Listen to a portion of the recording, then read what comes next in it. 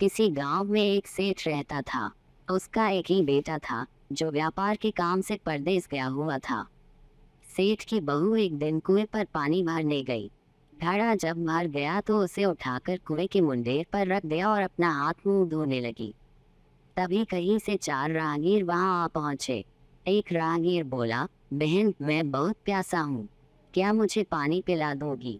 सेठ की बहू को पानी पिलाने में थोड़ी झिझक महसूस हुई क्योंकि वह उस समय कम कपड़े पहने हुए थी।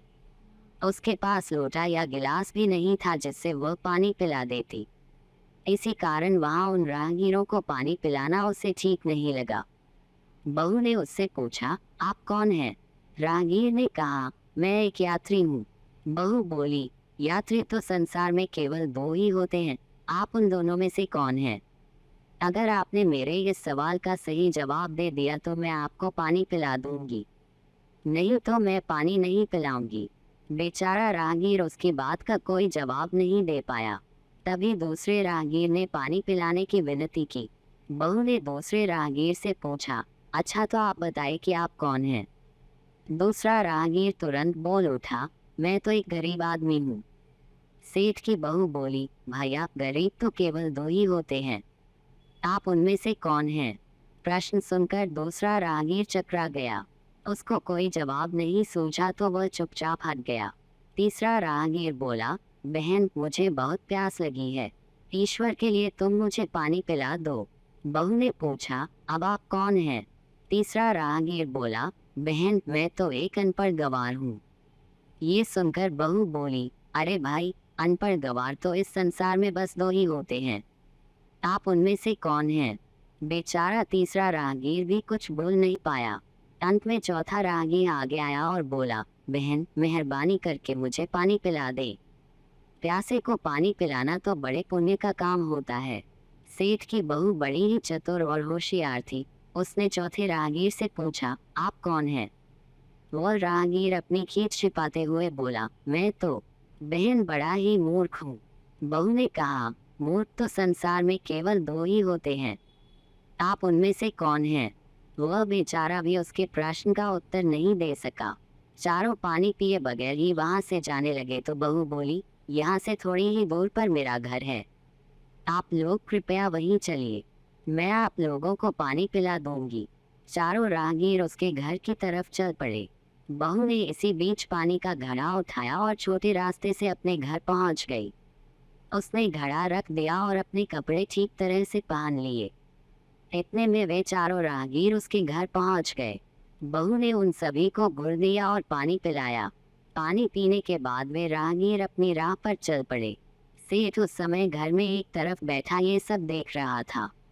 उसे बड़ा दुख हुआ। वह सोचने लगा, इसका पति तो व्यापार करने के लिए परदेस गया है और यह उसकी गैर हाजिरी में पराए मर्दों को घर बुलाती है, उनके साथ हंसती बोलती है, इसे तो मेरा भी लिहाज नहीं है। ये सब देख अगर मैं चुप रह गया तो आगे से इसकी हिम्मत और बढ़ जाएगी। मेरे सामने इसे किसी से बोलते बतियाते शर्म नहीं आती तो मेरे पीछे न जाने क्या क्या करती होगी। फिर एक बात ये भी है कि बीमारी कोई अपने आप ठीक नहीं होती, उसके लिए वैद्य के पास जाना पड़ता है। क्यों न इसका फैसला राजा पर ही छोड़ दूं। यही सोचता वह सीधा राजा के पास जा पहुंचा और अपनी परेशानी बताई। सेठ की सारी बातें सुनकर राजा ने उसी वक्त बहू को बुलाने के लिए सिपाही बुलवा भेजे और उनसे कहा, तुरंत सेठ की बहू को राजसभा में उपस्थित किया जाए।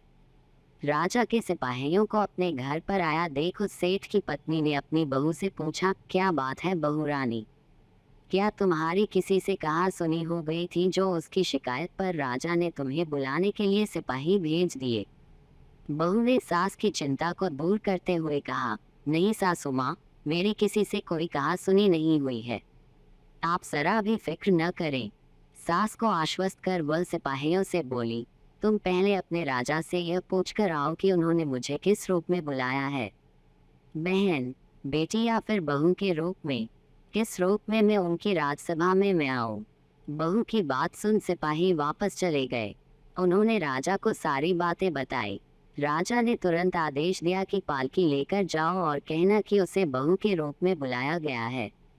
सिपाहियों ने राजा की आज्ञा के अनुसार जाकर सेठ की बहू से कहा, राजा ने आपको बहू के रूप में आने के लिए पालकी भेजी है। बहू उसी समय पालकी में बैठकर राजसभा में जा पहुंची। राजा ने बहू से पूछा, तुम दूसरे पुरुषों को घर क्यों बुला लाई, जबकि तुम्हारा पति घर पर नहीं है? वाह बोली, महाराज, मैंने तो केवल कर्तव्य का पालन किया। प्यासे पथिकों को पानी पिलाना कोई अपराध नहीं है, ये हर गृहिणी का कर्तव्य है। जब मैं कुएं पर पानी भरने गई थी, तब तन पर मेरे कपड़े अजनबियों के सम्मुख उपस्थित होने के अनुरूप नहीं थे। इसी कारण उन राहगीरों को कुएं पर पानी नहीं पिलाया। उन्हें बड़ी प्यास लगी थी और मैं उन्हें पानी पिलाना चाहती थी, इसलिए उनसे मैंने मुश्किल प्रश्न पूछे और जब वे उनका उत्तर नहीं दे पाए तो उन्हें घर बुला लाई। घर पहुंचकर ही उन्हें पानी पिलाना उचित था। राजा को बहू की बात ठीक लगी।